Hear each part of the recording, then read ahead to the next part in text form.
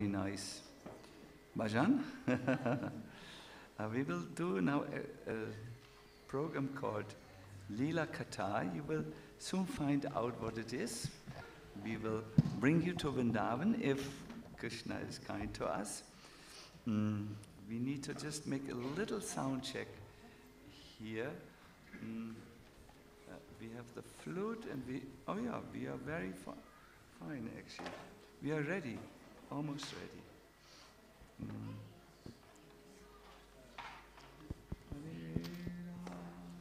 Cha.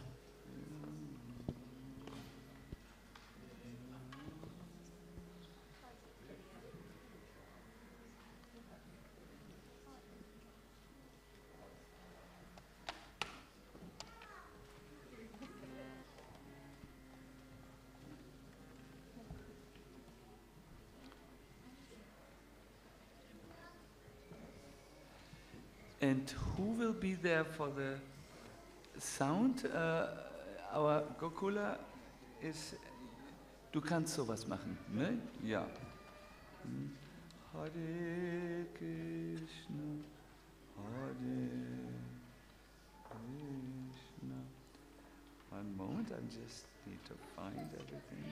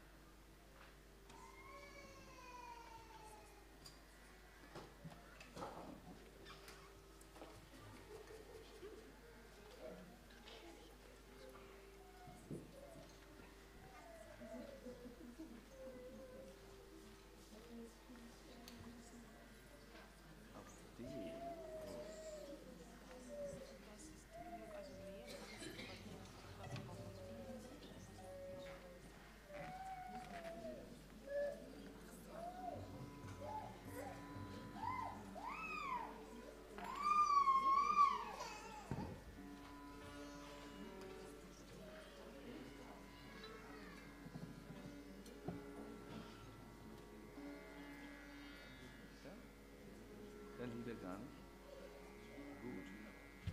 Gut. Was hier? Ja, mache ich ohne. Ja. No, schön.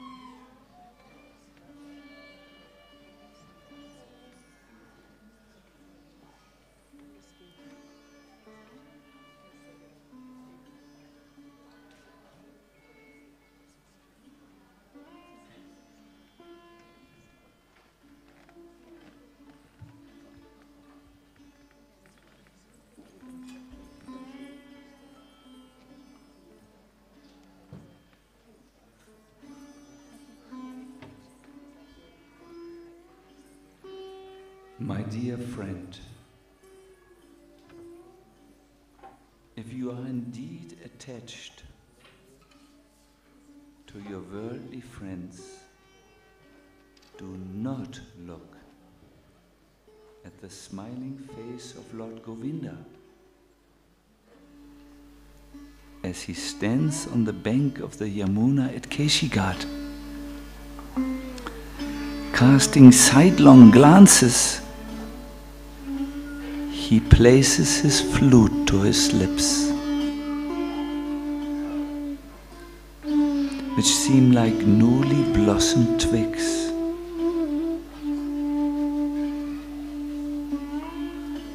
His transcendental body, bending in 3 places, appears very bright in the moonlight. Oh, my dear friend, if you are indeed attached to your worldly friends, just don't make the mistake to look at the smiling face of Lord Govinda as he stands there on the bank of the Yamuna at Keshigat. Casting sidelong glances, he places his flute to his lips, which seem like newly blossomed twigs. His transcendental body, bending in 3 places, appears very bright in the moonlight.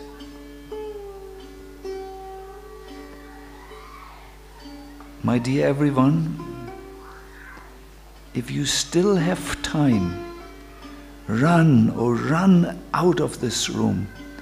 Because if you hear about Krishna, you might never like to leave again his lotus feet.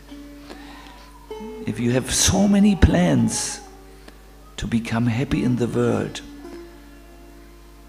run away from this room. It is dangerous to hear about Krishna. Anyone who hears about Krishna will soon feel inclined to remove themselves from the center. And after removing the ego from the center, place Krishna on the throne of their heart.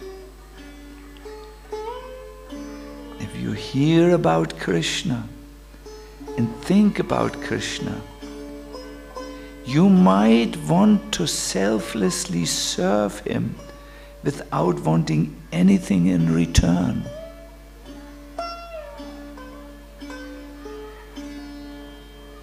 When you hear about Krishna, you might see the foolishness of what it means to try to be an independent enjoyer.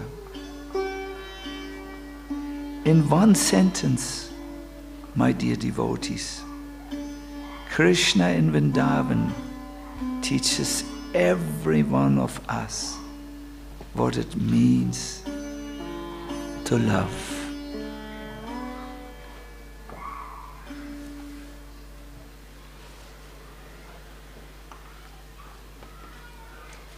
Today, my dear devotees, we will hear about what transpires in the evening in Braj when Krishna returns with his cows to meet the devotees. In the morning, in the village of Vrindavan, a sense of sadness spreads, because now Krishna will leave the village. Now the Brajavasis will not be able to see him until the sun slowly climbs down the ladder on the western horizon. There's only one group of people who are happy in the morning. These are the cowherd boys and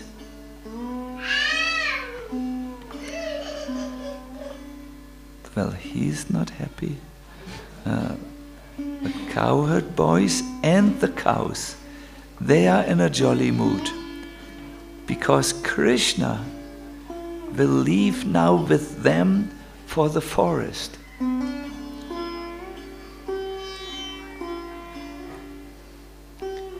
When Hari looked back over his shoulder as he entered the forest, my dear devotees, he saw that the Brajavasis had stopped following him. This made him blossom in joy. Released from the chains of the Brajavasis' glances, Krishna jumps forward into the forest, free and restless, like a mad young elephant who starts to run. The cowherd boys were dancing, they were singing, they were laughing and leaping and feeling ecstatic. In fact, they felt so ecstatic that they stumbled over each other and fell on the ground and then laughed, ha ha ha ha.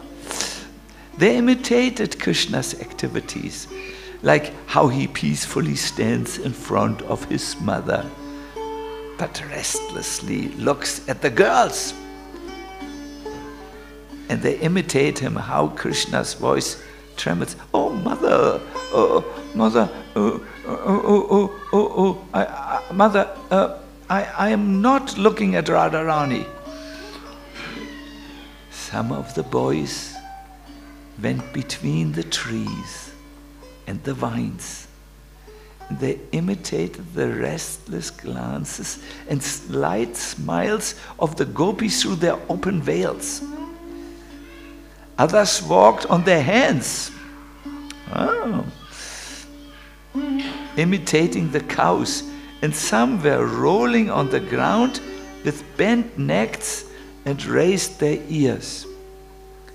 Tomorrow, the devotee Madhava will come and ask him to move his ears for you. He can also raise his ears.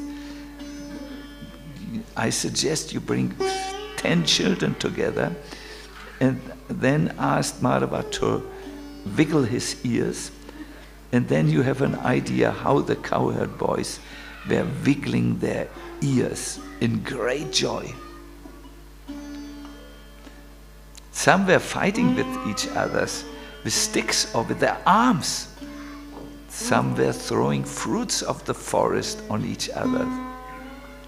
Others showed their skills in just piercing one stick in the ground and balancing on that stick, while some were dancing, laughing, or pleasing Krishna with some other seva. My dear devotees, I request all of you, let us chant Krishna's glory. We are a little bit in the mood of the villagers who were left in the village who are waiting for Krishna. In the same way, we here in this world are waiting for Krishna's appearance in our heart. Hare Krishna, Hare Krishna, Krishna Krishna, Hare Hare, Hare Rama, Hare Rama, Rama Rama, Hare Hare, Hare Krishna,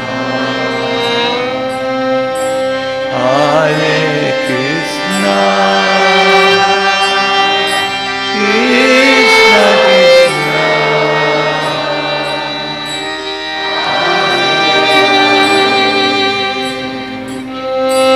Hare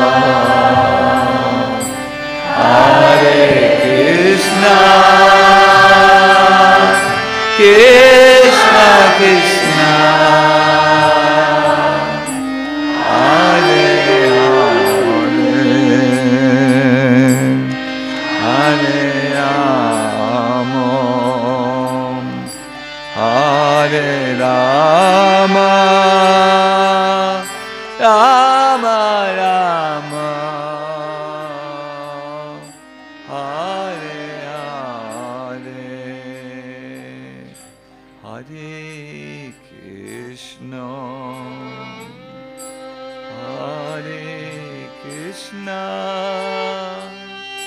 Krishna Krishna, Hare Hare,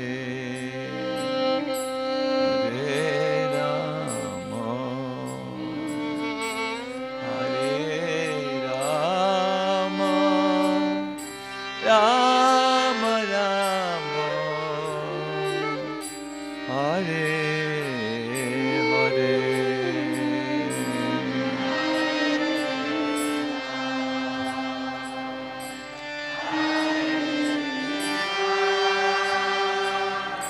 Krishna Krishna, Hare Hare, Rama Rama, Rama Rama, Hare Hare, Hare Krishna, Hare Krishna, Krishna Krishna,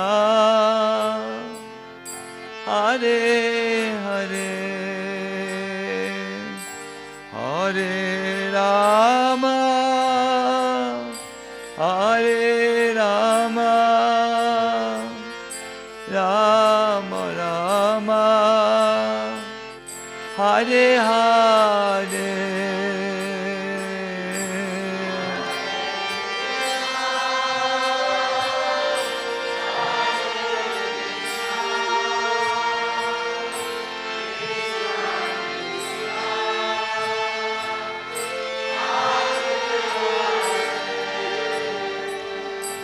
Hare Rama, Hare Rama, Rama Rama, Hare Hare, Hare Krishna, Hare Krishna, Krishna Krishna, Hare Hare, Hare Rama, Hare Rama, Rama Rama, Hare Hare. Krishna, Hare Krishna,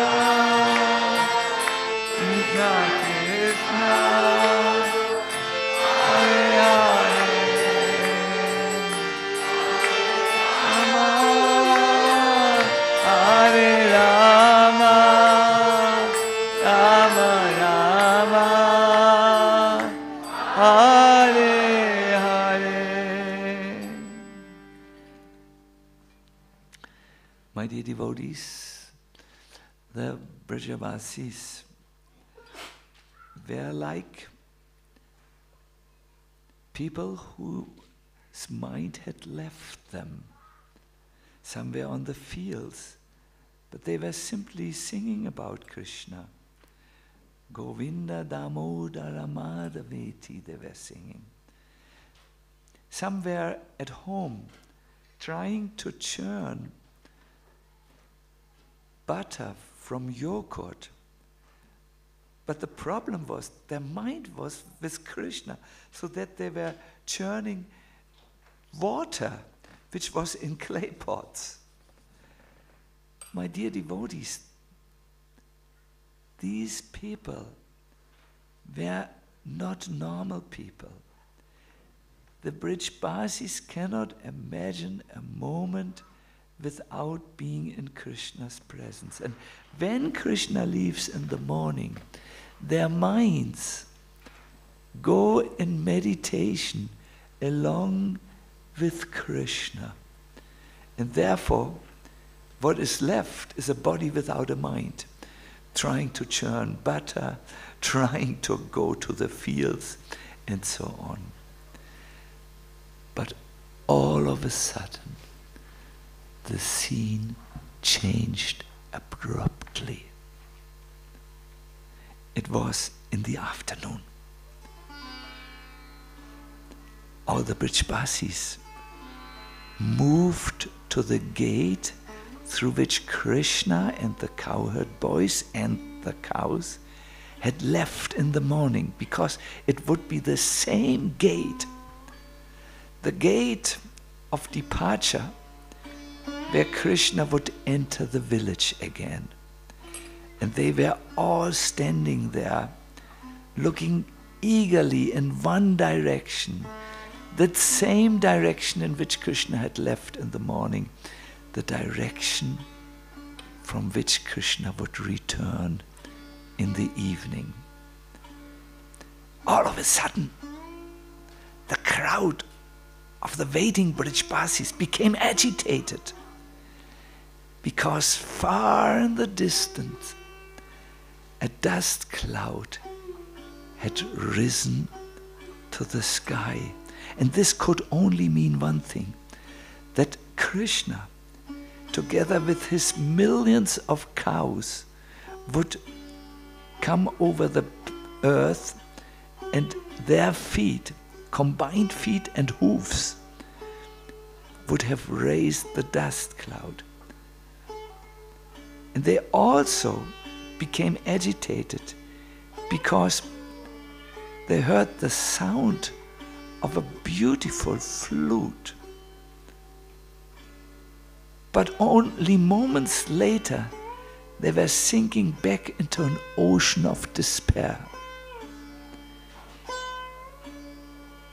It was the wind only, not Krishna.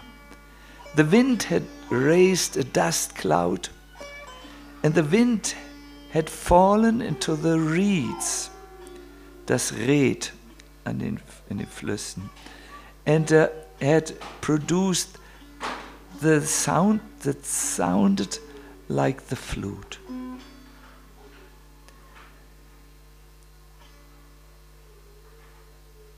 I thought it is a little obvious, but I have to say it again. Unfortunately, this program is not designed to reach the hearts of the children. We had a children program earlier, so this will be a little meditative. So if you have a small child who cannot be fixed like a bird on the branch of a tree and looking only in the direction from where Krishna would come, then please entertain the child through interesting games outside this room. So yes, meanwhile, Krishna, who was still far away from Braj's village, looked at his cows. My dear devotees, the cows looked so content because they had spent a whole day with Krishna. They had very robust bodies, fat udders that waited to be milked. All day they had the most healthy grass, and they were happy because Krishna loves his cows, and the cows reciprocate that love. There's a beautiful scene described in Gopal Champu when Krishna returned after a long absence to the village of Vrindavan. Somehow the Brijbasis had gotten wind of this, because before Krishna, when Krishna had just crossed the Yamuna, and before he was coming into the village, he took his conch shell and he blew. And all the elderly people, Nanda and Yashoda, the cowherd boys, the gopis and the cows had risen as if they had been dead and now were revived by Krishna's announcing himself.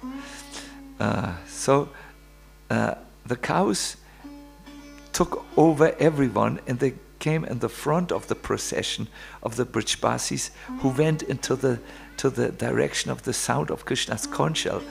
And my dear devotees, when Krishna saw the cows he bent down and paid his obeisances to each single cow, and he remembered each single of their name. To some he said, "Oh Hamsi." To another he said, "Oh Pingali, you look so fat." This is a compliment for a cow, you know. Oh, Surangi Mukhi. Is it many millions of names? Krishna knew them all, and Krishna expressed with a loving voice that was trembling with love the names of all his cows as he went over to them and scratched their neck so that they became so absolutely pleased. So Krishna looks over the cows and then he says, "Hey boys, it's time to go. Take your flutes and your horns and raise a joyous concert, and then let us call our cows." And the boys took sitars, flutes, I don't know, violins, maybe violins, and other wind and rhythm instruments like drums. And they raised a big sound. And then, but above the sound, you could hear Krishna's sweet voice calling out, "Shavali, Pishangi, Dormila, Shushila, where are you? Come here. It's time to go home. Forget the grass for now. You will get more in the Goshala. Now Nanda Maharaj and the cowherd men are waiting to milk you. Come, come, come." And as Krishna addressed his cows, they all came together, and in one big stream that looked as wide as the Ganga, they all wounded their way to Vrindavan. And at the end, there were Krishna and Balaram, who looked like a white captain and a black captain steering this huge boat of the cows. Who was the white captain? You know everything already. Balaram. Who was the black captain? Good. At that time, Mother Earth thought, now is my chance to embrace Krishna to my heart. And being very intelligent and able and skilled, she transformed her body into the most soft dust powder and waited for the hooves of the cows to raise her soft powder. And when she came up, she looked down, the earth now in powder form, where Krishna was, and then came down and embraced his transcendental body, which became extremely beautiful because of the whitish powder. There were also some marks on his forehead because Krishna was perspiring, and the perspiration ran down his face and drew beautiful patterns on his face. And Krishna smiled. She smiled because he understood the desire of Mother Earth to take him on her lap. Krishna was covered with the dust, which made a beautiful contrast on his dark hair. He was wearing a special garland. Who remembers the garland? Vaijajanti. How is a Vaijajanti garland made by the Vrijbasis? What flowers are used? What? 5 flowers. Do you know one of the flowers? What? Kadamba flowers? They look like snowballs with beep, beep, beep, beep, beep, beep. No, like a devotee in ecstasy whose hair is going to the very beautiful and very subtle fragrance. Okay, we have Kadamba flower. Then you need to know all this because you will be one day hopefully asked to make a garland for Krishna. It has to be the proper garland. What? Malika flowers? Yes, I remember. Champaka. Tulsi. Tulsi must be there. So we need one more flower. Jasmine, that is in the Champak family, Jasmine. And have you mentioned the lotus? No. Someone earlier. These are the five flowers, and in between you see Tulsi coming forward, and he likes the flowers. Now, as Krishna was coming towards the village of Vrindavan, one cowherd boy came towards him. He had a basket, and the basket was covered with a damp white cloth. Can you imagine what was in the basket? Sweets. Well, no, that was in a special basket. The sweets, I remember, the basket in the sweets. They were made from the basket was made from one crystal alone. But this was another basket with another content. It was a second Vaidyajanti garland, because the first was covered with white dust. So this boy said, "Oh Govinda, we have a new and fresh garland for you." But Krishna said, "No."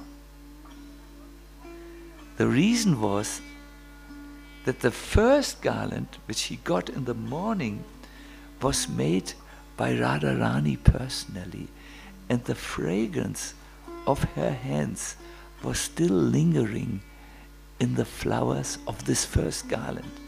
The second garland, however, was made by the cowherd boys, and there was no touch of Radha, and therefore he kept his old garland, which had the fragrance of Radharani's hands and reminded him of Radha, and he wouldn't exchange it even for anything.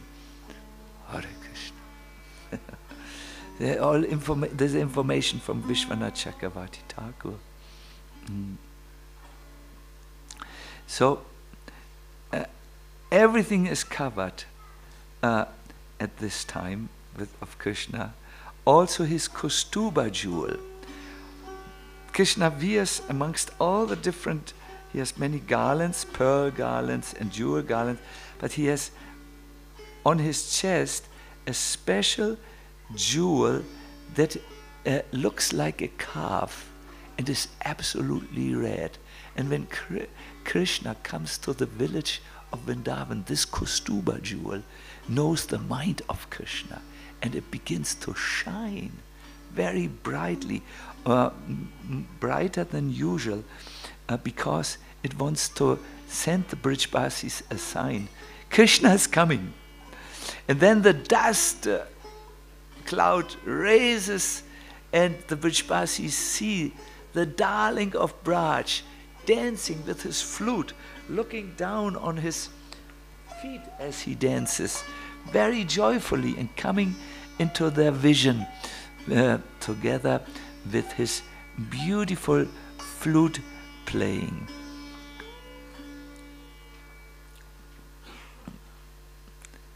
Krishna is so much enjoying his flute playing because the love of his heart is poured through his flute, and the cowherd men and the Brijbasis feel touched by his love the moment they feel touched by the sound of the flute. In fact, the flute is the first messenger of Krishna's extraordinary personality. The sound of the flute travels through the land of Vrindavan. It is received by those who are suffering in the separation of Krishna. And this flute goes through the channel of their ears and revives them. As Krishna plays his flute, he restlessly looks left and right, and wherever his restless glance falls, the trees begin to sprout blossoms. The Brijbasis look at Krishna. They can't blink their eyes because finally they see the Lord of their heart, for whom they have waited the whole day, and their mind returns to them. Krishna, in other words, returns not only to Vrindavan, he returns also the mind which he has taken with him. Chitta Chora, he is called, the one who takes the mind along. He returns that into the body of the Brijbasis. After hearing Krishna's sound from the flute, all the Brijbasis begin to shake their head with love, because now their noses catch the sweet fragrance of Krishna. Who of you knows how Krishna smells? It's very intimate, no? We have a personal God. My dear devotee, he has a subtle smell of the lotus flower, mixed, however, with the somewhat herb smell of the aguru wood, and there is sandalwood smell. It's all the four substances all together, and they are very intoxicating.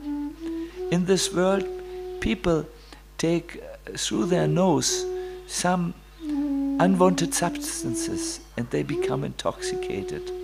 My dear devotees, the same nose, when it smells Krishna's fragrance, creates a feeling of loving madness. And the Brijbasis start to speak about Krishna's flute. One Brijbasi says, "Is this flute song a flow of nectar, or is it a flow of poison? I just don't know. If the sound is harder than a thunderbolt or softer than nectar." From this you know the divine encounter or the meeting with Krishna is different from anything in this world. It leaves you as if you are struck by a thunderbolt and you can't move, and at the same time as if you are invigorated by nectar and you want to move. So they don't know, what is it? Another Vishbasi said, "Is this sound hotter than fire? Or is it cooler than the moon?"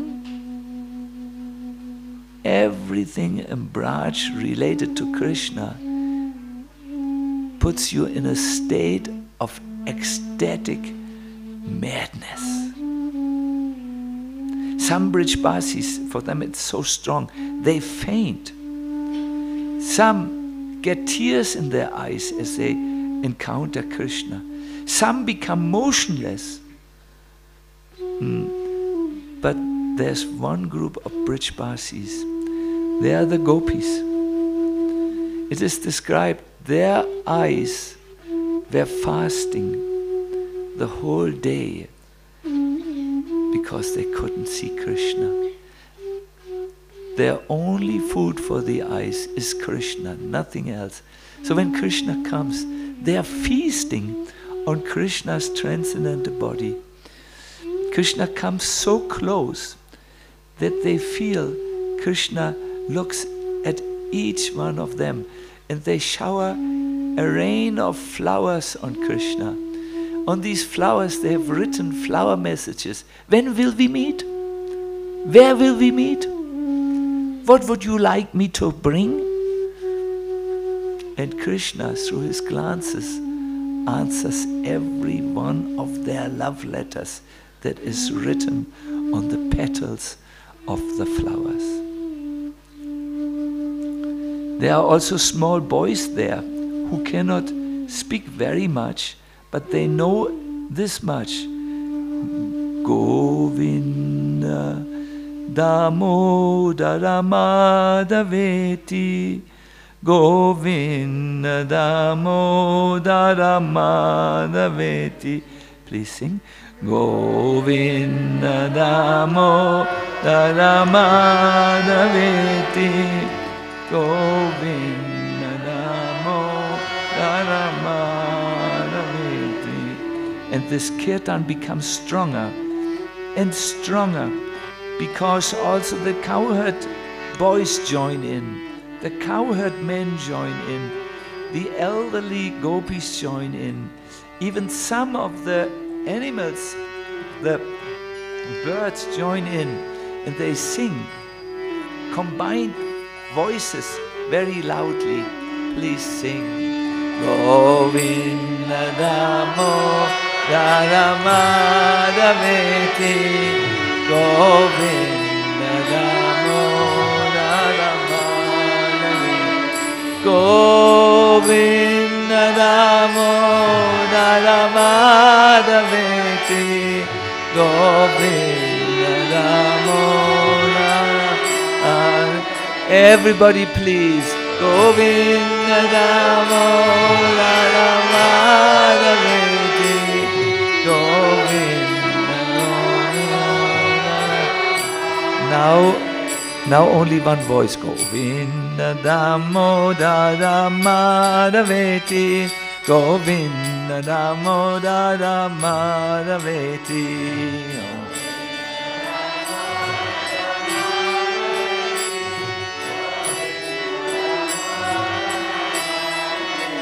Govinda Damodara Madhaveti, Govinda Damodara Madhaveti. A little louder, please. And one more time, everybody. Govinda Damodara Madhaveti, Govinda.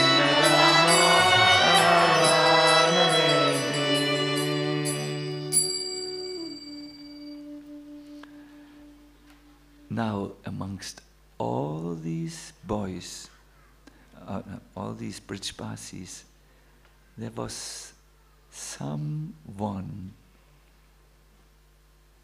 an unknown person, who was witnessing with large and open eyes this festival of Krishna coming home. He had arrived in the morning.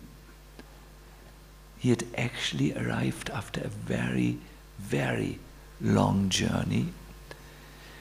And when he arrived, he said, "Is this the village of Krishna?" But the people whom he had asked were just looking at him, not recognizing his words and not recognizing the situation. He had gone to the fields where the people whose mind was no longer with them but had gone with Krishna were working, and he had said, "Are you preparing something for Krishna?" But the people had looked at him and had said, "Krishna, that is all." So this boy had waited, had gone through the town of Vrindavan, had seen many, many things which cannot be described because they are spiritual. they're beyond the reach of the mind and the word. And he had actually seen at one stage in the afternoon how everyone went to the gate, and he had gone with them. He had seen how even the trees started to look in one direction, the birds looked in one direction, and he had been very surprised because Yamuna, who came flowing towards Vrindavan, had stopped and gone back to the direction where the dust cloud with the flute sound came. So finally, when the dust cloud lifted, you remember, and the Brijbasis could see Krishna coming, and they could also see the light of one decoration of Krishna. Do you remember that decoration? The Kaustuba Mani. You know everything. How does it look? Like a calf. Carved into it's a red ruby-like jewel, a real big thing. So the cowherd boy, so this boy who was dressed like a cowherd boy, started to run towards Krishna, and as he ran towards Krishna, Krishna seemed to recognize him. He left all the cowherd boys with whom he was coming and started to run towards that one unknown person. And when they met halfway, they embraced. Krishna said only one word, "Where?" And then Krishna fainted. He fell into the dust of Vrindavan, and it became muddied by his tears and perspiration. And the gopis who had seen this all went, "Oh!" thinking that this was a demon who had taken on the form of a cowherd boy. Do you remember one Krishna Leela where actually a demon had taken on the form of a cowherd boy? What was his name? Pralambasura, yes. So although they had not seen this, there was a rumor in the actual Vrindavan, and all the pastimes which take place in Boma Vrindavan, which have to do with killing of Vrindavan, killing of demons, all these pastimes which are related to demons and which take place on this world where we have a lot of them, these pastimes don't exist as such in the spiritual world, the Brihad Bhagavatamrita informs us. But they are there as rumors. There was a rumor, and there was someone who took on the form. So the gopis remembered this rumor, and they were breathless. The other cowherd boys thought also, "What is happening? Our Kanai has fallen to the ground. It is all wet, and he's all muddy." Only Balaram slowly came back to his senses and looked at him, and then completed the sentence. The sentence had started with one single word, "Where?" Now he completed it. "Have you been?"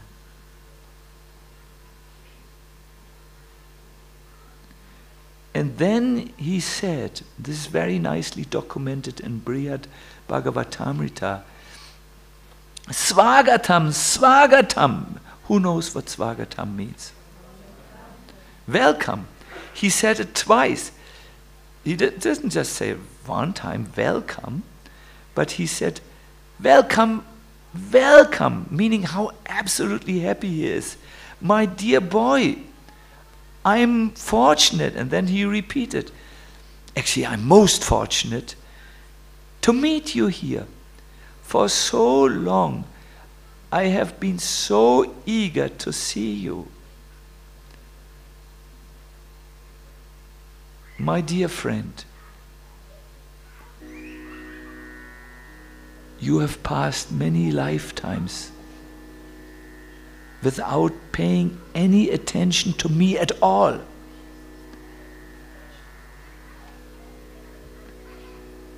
You know, all this waiting had increased the Lord's eagerness unlimitedly. For so long, I was hopeful that you would come, and I was dancing like a fool, perhaps in this lifetime, or this, or this, or maybe this. He will finally turn his face towards me. But you didn't even show some attraction for my holy name.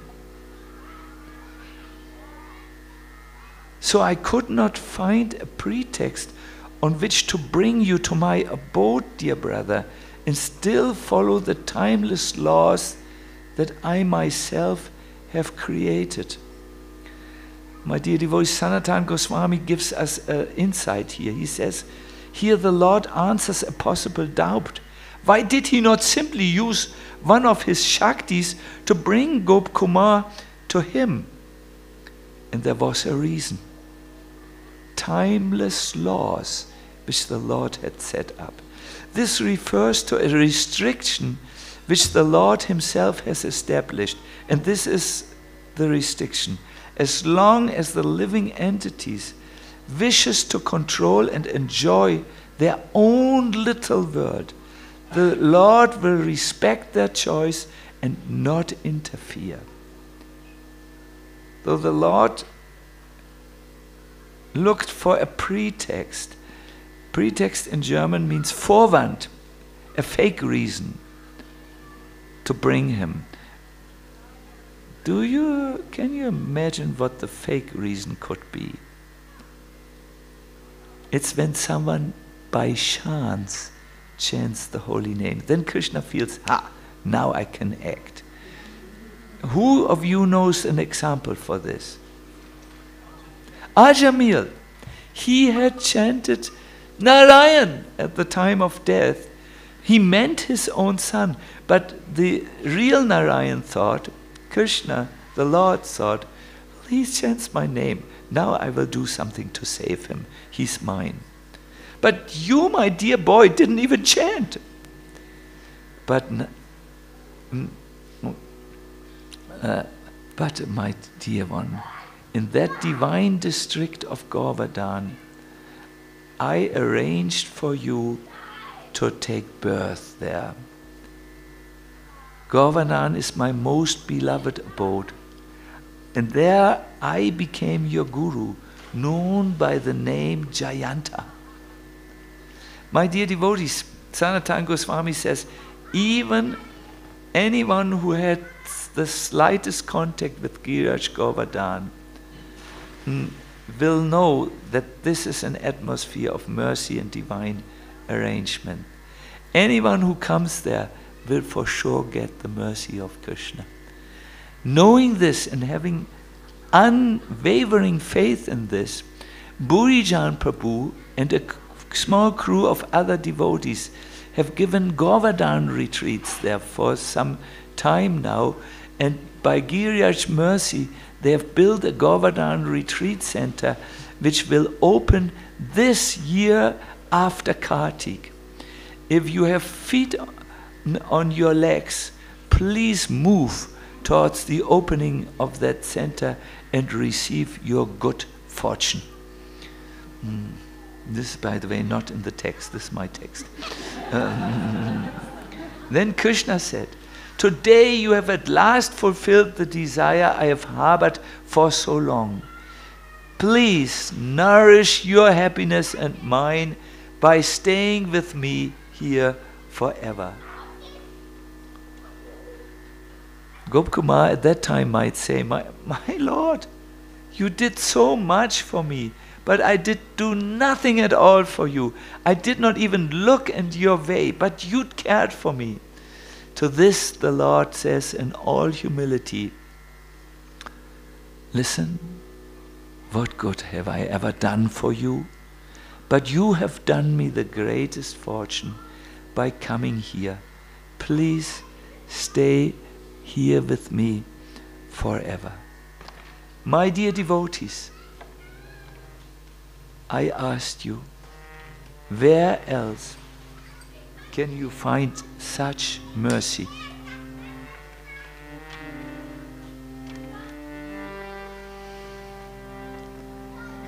we should not let the Lord wait.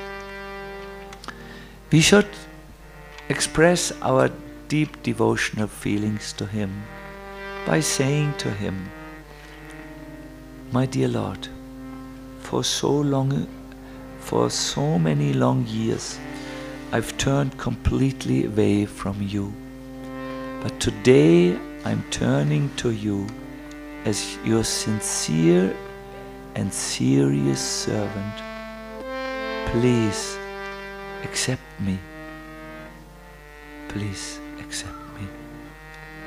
It is said someone who can turn to the Lord like this is immediately freed from the clutches of Maya. Hare Krishna,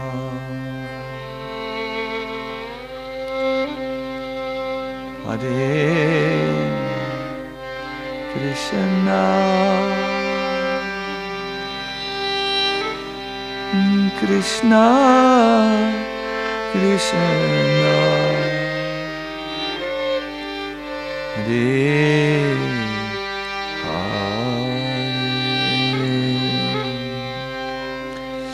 Hare Rama, Hare Rama, Rama Rama, Hare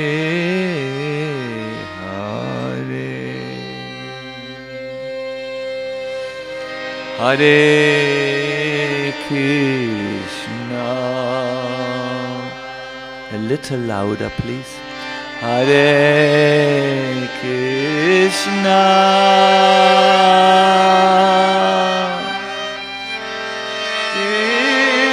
Krishna Krishna, Hare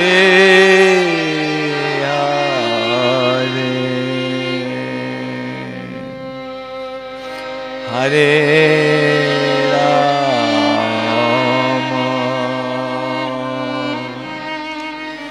Hare Rama,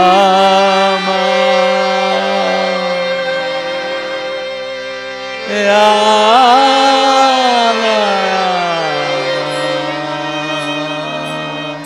Hare Hare. One more time, please. Hare Krishna,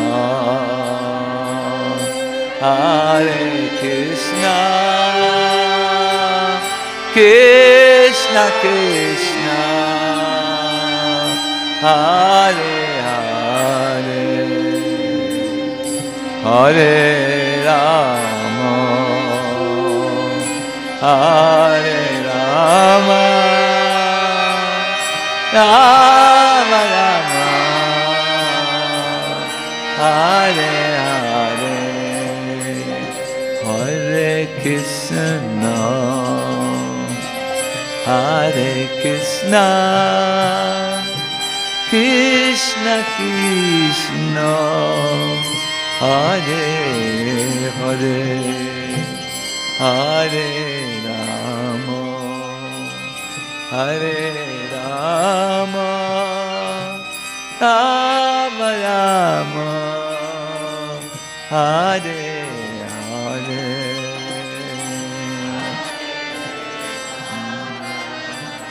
Hare Krishna, Krishna Krishna, Hare Hare, Hare Rama,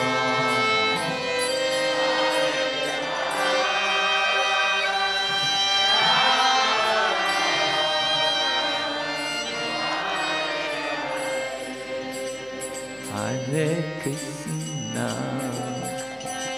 Hare Krishna, Krishna Krishna, Hare Hare, Hare Rama, Hare Rama, Rama Rama,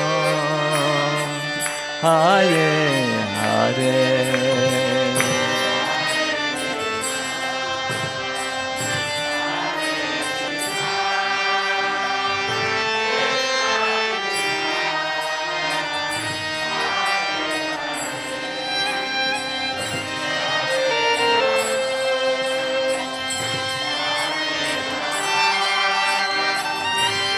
Rama Rama, Hare Hare, Hare Krishna, Hare Krishna, Krishna Krishna, Hare Hare, Hare Rama, Hare Rama, Rama Rama, Hare Hare.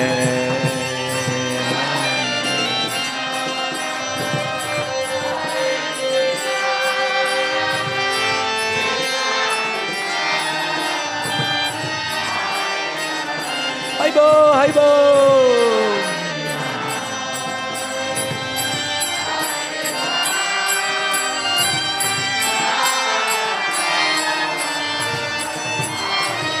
Hare Krishna, Hare Krishna, Krishna Krishna, Hare Hare, Hare Rama, Hare Rama, Rama Rama, Hare Hare. Hare Krishna, Krishna Krishna.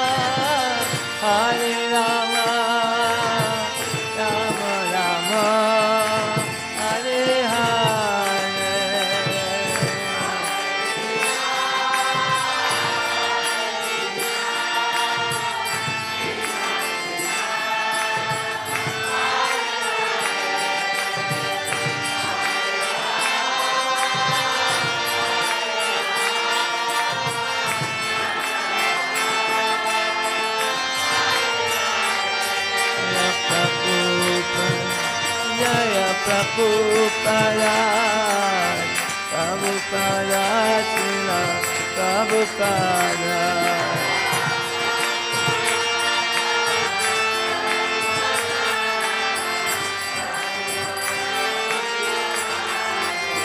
Jaya Gauranitai, Jaya Gauranitai, Gauranitai, Jaya Gauranitai.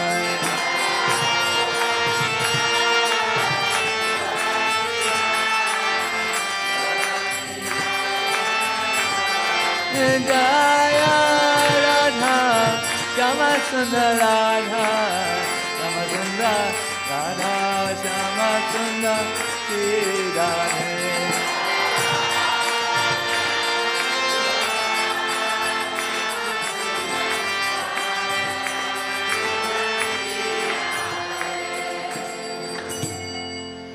Jai Jai Radhe, Jai Jai Shyam, Jai Jai Shri Vrindavan Dham.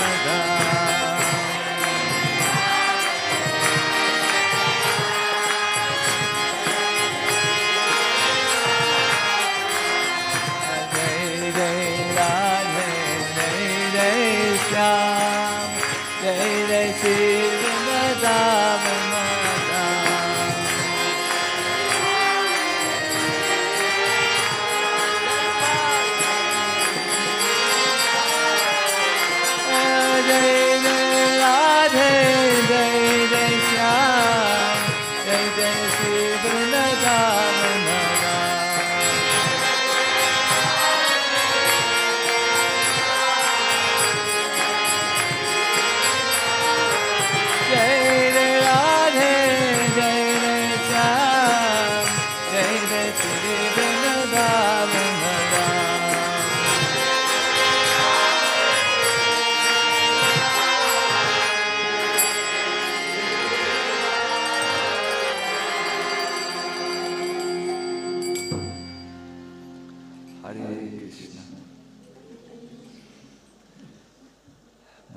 devotees, it is a great fortune for me, even though I am approaching the subject matter as a very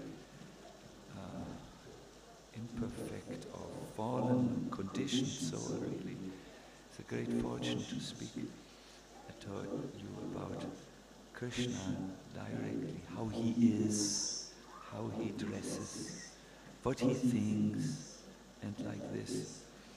And all this is taken or extracted from the scriptures, of course, because our mind cannot go there.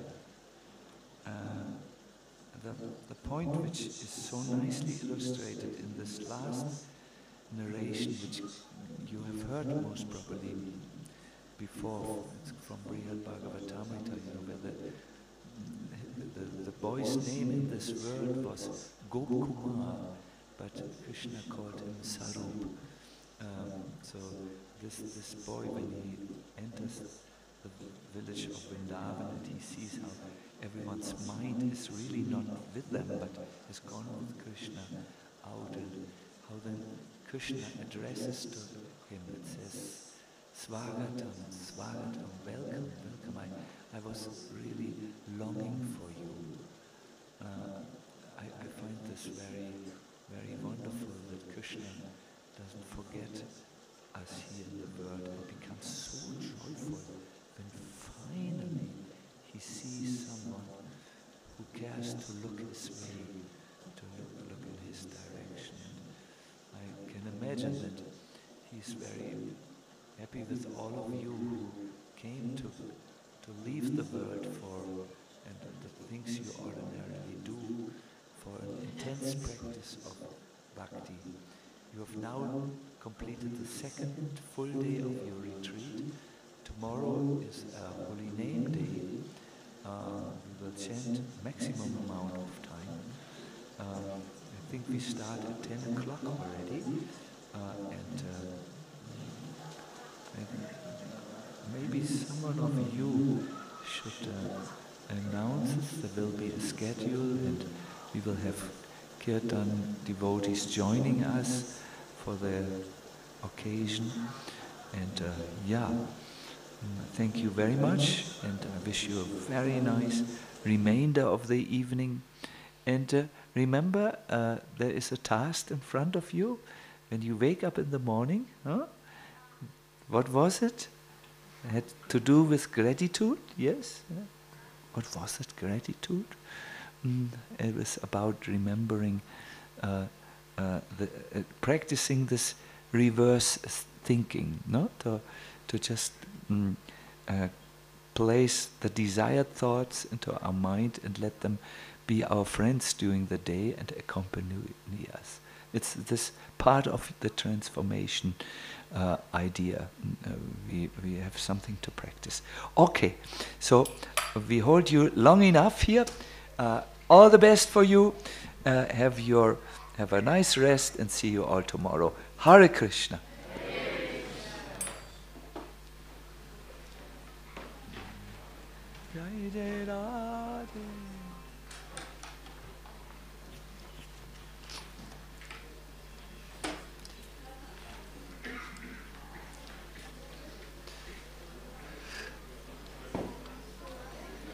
I can imagine it's not so simple when it's going on, and then all of a sudden it's coming up with something. It was a bit difficult because of the tuning is different. Right.